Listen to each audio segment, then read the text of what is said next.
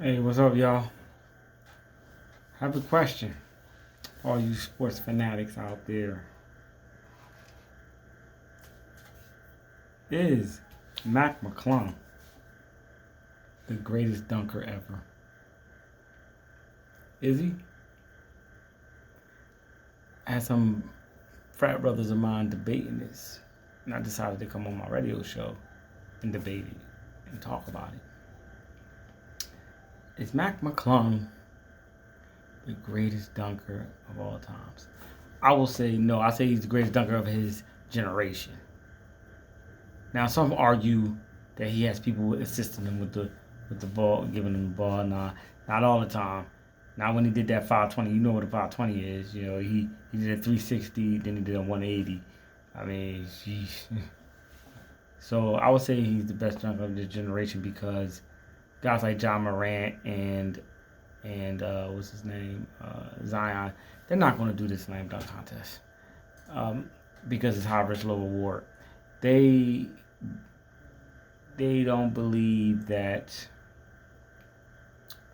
uh, it's in their best interest to do it because they could possibly lose. They could possibly lose. Who wants to be a loser? What did Kobe Bryant say? He said, "I only enter things I know I can win."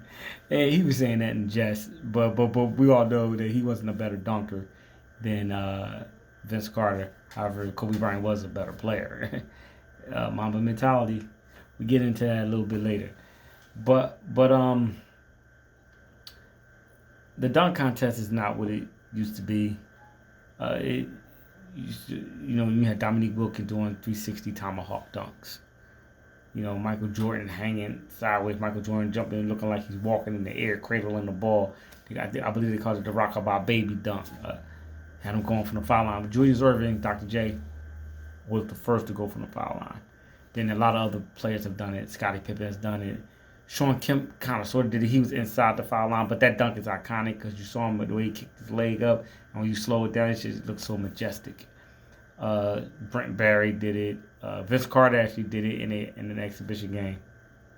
Everybody that did it, they didn't do it. They didn't come from behind the foul line.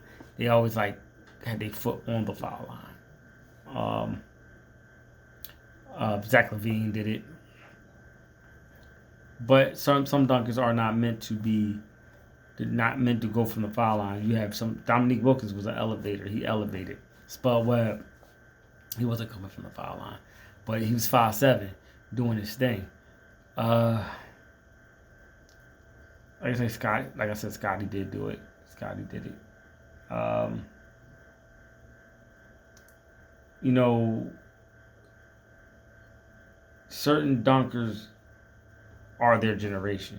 Vince Carter was his generation. I mean, in that contest, Steve Francis did his thing, but Steve Francis, any other dunk contest, Steve Francis would have won, but that just wasn't happening with Vince, and Vince was that generation's best dunker. Not only did Vince do it in the dunk contest, he did it in games. I mean, he dunked on Alonzo Mourning. He dunked on a lot of dudes. He dunked on Dikembe. He didn't. I don't think he ever dunked on Shaq. No, he didn't dunk on Shaq. But um, they called him half man, half amazing. Vince Sanity. The guy, and don't get me wrong, he can play some ball too. He's a real good basketball player. Hall of Famer, but real good basketball player. Any of you all remember the Bay South Funk, Isaiah Rodder? Then Kobe Bryant did it as well. Ricky Davis did it in the game. I remember when Ricky Davis jumped over Steve Nash's head and dunked. And I remember it was this one journalist because Ricky Davis did it. He's like wolfing about like yeah. He said where's Ricky Davis at now? Steve Nash, 2-time MVP, Hall of Famer. I was like, it's always one hating behind journalists. we all get it. We all get it that Ricky Davis is not Steve Nash. We all get it. But always somebody that always wants to you have a good moment, where they bring up, oh yeah, but da da da da da. You know, there's people in real life like that. You know, you be doing something good, and they bring up something that happened 30 years ago to try to bring you down. Isn't that the classic definition of being a hater? Yeah. So, I mean, the dunk contest. At one point, I remember going back to school talking about when D Brown did that, and pumped up his shoes. And after the dunk, he let the air out. His daughter's playing for the LA Sparks now, Lexi Brown. That's dope. That's dope to have your child playing a professional sport that you played. Uh, that's why I always show love to LeBron James and Bronny James. I mean, that's a beautiful thing. That's a beautiful thing. I can't say enough about that. So, even when I was young and I saw King Griffey Jr. and King Griffey Sr. doing it, I mean, it's a beautiful thing. Um,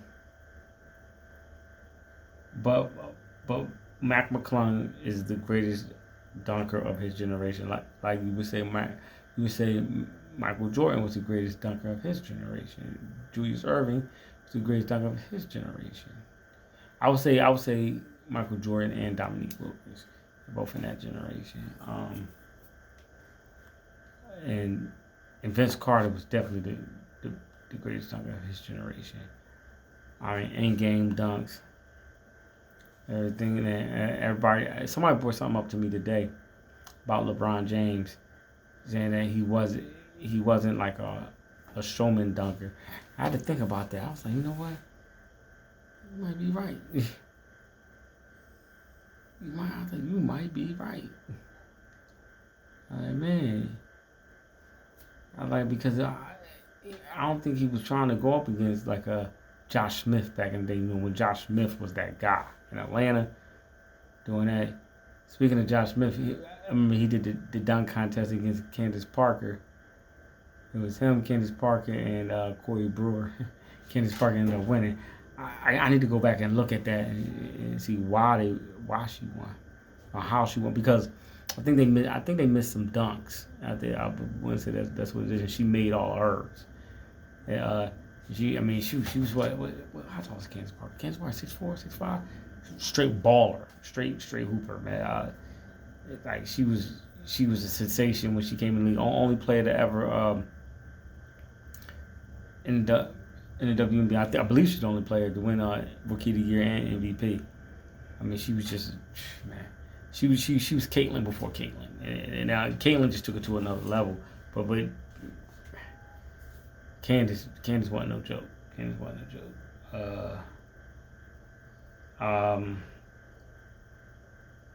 I remember the dunk contest, like with Kenny Skywalker. I remember him. I remember. I remember. Well, I remember Andre Iguodala. Yeah, I believe he actually got robbed, and Nate Parker ended up winning that. Nate Parker missed a lot of dunks. I believe Andre Iguodala got robbed. I mean, that's when Allen Iverson bounced it off the back of the backboard. Iggy grabbed it, came on, and just like boom, just dunked it. I was like, man. I remember when the Sixers drafted Andre Iguodala. I remember that. I remember when he left town, he went to the Nuggets for a season, either a season or two, and then he went to Golden State and won those chips in Golden State, won the Finals MVP as well.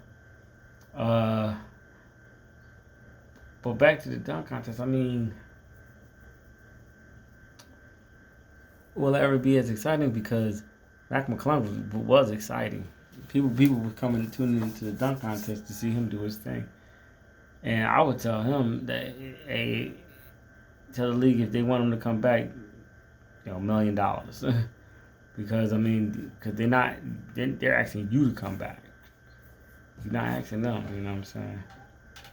And I saw a meme where he made more money in a dunk contest than he made off his contracts.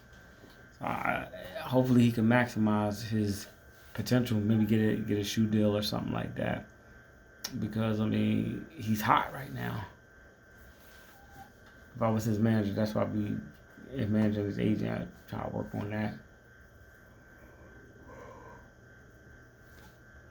Definitely trying to work on that.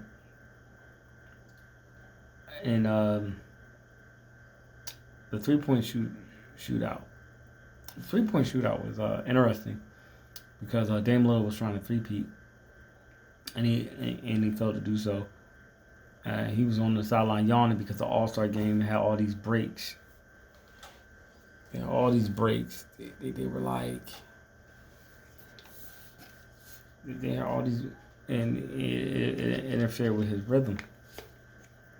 I mean,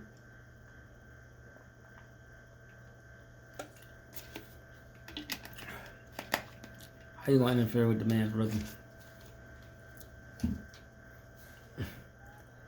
And I'm not saying that's the reason why he lost, but that's definitely a call. Could be a cause. And Tyler Hero ended up beating Buddy Hield, both great shooters, good shooters. But I wanted to see Caitlin Clark. I wanted to see Sabrina Ionescu versus Caitlin Clark to see who had the right to go up against whoever was going against Steph Curry, somebody that wasn't in the shootout, and play it out like that. That's what I wanted to see. I thought that would have been dope. And then the next year they can expand it to 6 players, three women and 3 men, and then that's it. Just keep it like that, and then like whoever wins, you only do one round. Whoever gets the most points, go play. And believe me, a woman will eventually win because shooting. It's not dunking. It's not anything like that. It's just shooting. I would have the women shoot with the WNBA ball, have them shoot with that ball, and just sit back and watch and revel. And I've read somewhere where they had an issue because Sabrina Ionescu wanted Steph to come to their All-Star game and do that same thing. I don't believe Steph said no, but it was just a scheduling conflict, and they need to work. They need to work on that, and that would be an awesome event for both All-Star things. It'd be truly a marvel to see. Maybe we even help the game because the game was horrible. I mean, you had four teams. You had 4 teams. You had the young stars, the OGs, all this and that. And I get what they were trying to do because those OGs wasn't trying to lose to those young dudes, but it just wasn't working. I mean, Draymond said what he said. Draymond said it was a 0. Tim and High said it was a 0. But the players have to take some of the blame because they made it unwatchable. They stopped caring. I remember when Allen Iverson, Stephon Marbury, Dikembe Mutombo, and some others came back on the West in the fourth quarter and beat them. Allen Iverson won MVP, that All-Star MVP. I was watching it. I vividly remember I was over.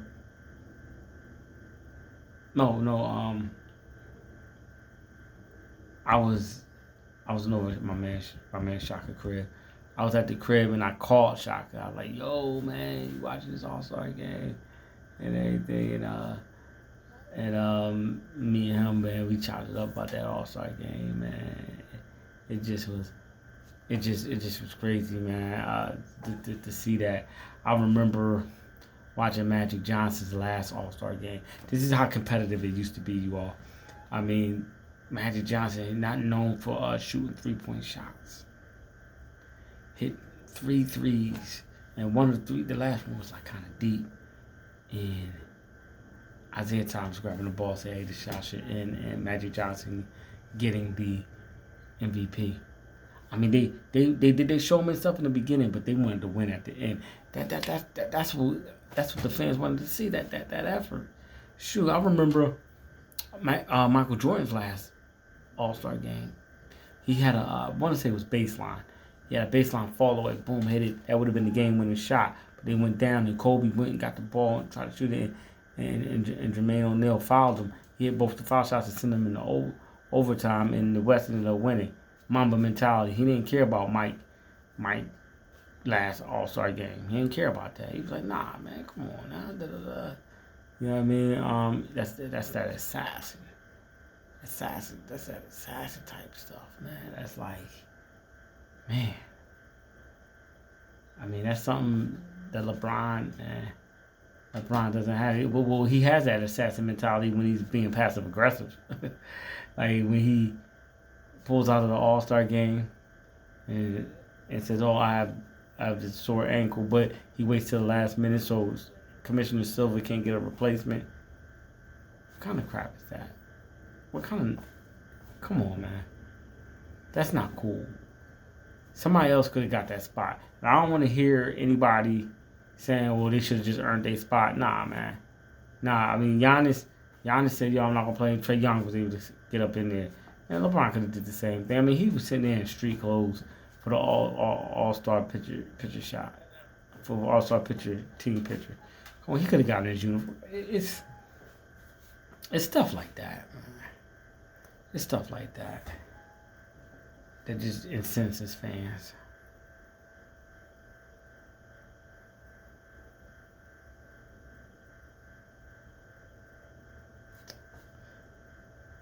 But you know,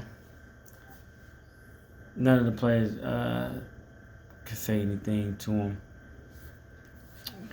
I mean, how can you're not on? I guess you're not on that level or whatever. And I know I never played the game of basketball. I'm here at KRDP Community Radio, black owned. But still, man, I'm a fan. We deserve to see better than that. I mean, if you like this content, if you like what Keep It Well Million Show does, if you like what Archives in Motion, my podcast does, Archives in Motion because we aim to stimulate your cerebral cortex. Tune in, like, subscribe, and share. Tune in. Hold on. Sorry. Fell over. Facebook at KRDP.radio, Twitter at KRDP_radio, Instagram at KRDP_radio. Check us out, y'all.